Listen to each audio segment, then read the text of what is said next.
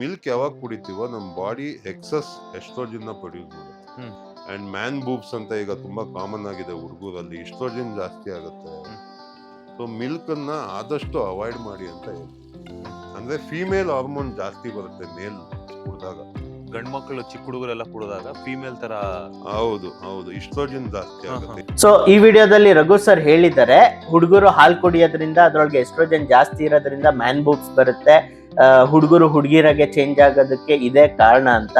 But ಎಸ್ಟ್ರೋಜನ್ದೇ ಆದ ಅದರದೇ ಆದ ಬೆನಿಫಿಟ್ ಇದೆ, ಅದನ್ನ ಹೇಳ್ತೀನಿ ಕೇಳಿ. ಹೆಣ್ಮಕ್ಳು ಹಾರ್ಟ್ ಅಟ್ಯಾಕ್ ಆಗಿ ಸತ್ತೋದ್ರು ಅಂತ ಇದುವರೆಗೂ ಎಷ್ಟು ಕೇಸಸ್ನ ನೀವು ಕೇಳಿರ್ತೀರಾ?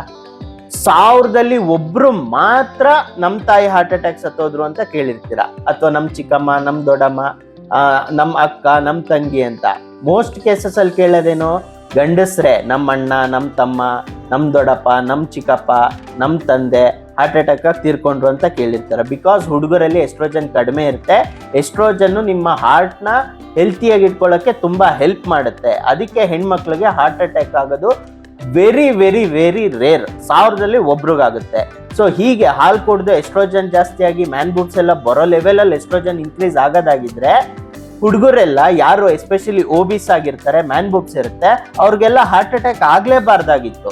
ಬಟ್ ಓಬಿಸ್ ಮ್ಯಾನ್ ಬೂಬ್ಸ್ ಇರೋ ವ್ಯಕ್ತಿಗಳಿಗೆ ಹಾರ್ಟ್ ಅಟ್ಯಾಕ್ ಆಗೋದು ಗಂಡಸರಲ್ಲಿ. ಹಾರ್ಟ್ ಅಟ್ಯಾಕ್ ಆಗೋದಕ್ಕೆ ಕಾರಣ ಒಬೇಸಿಟಿ. ಎಸ್ಟ್ರೋಜನ್ ಜಾಸ್ತಿ ಆಗಿದ್ದಿದ್ರೆ ಮ್ಯಾನ್ ಬೂಬ್ಸ್ ಬರೋರು ಅವ್ರು ಬದುಕಬೇಕಾಗಿತ್ತು.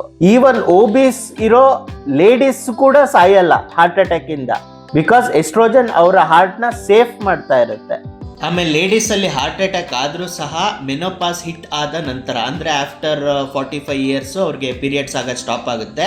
ಅವಾಗ ಎಸ್ಟ್ರೋಜನ್ ಡ್ರಾಪ್ ಆಗೋದ್ರಿಂದ ಆ ಪ್ರೊಟೆಕ್ಷನ್ ಸ್ಟಾಪ್ ಆಗಿ ಹಾರ್ಟ್ ಅಟ್ಯಾಕ್ ಆಗೋ ಚಾನ್ಸಸ್ ಇರುತ್ತೆ. ಬಟ್ ಯಂಗ್ ಆಗಿರುವಾಗ ತುಂಬಾ ಕಷ್ಟ ಆಗೋದು, ವೆರಿ ರೇರ್.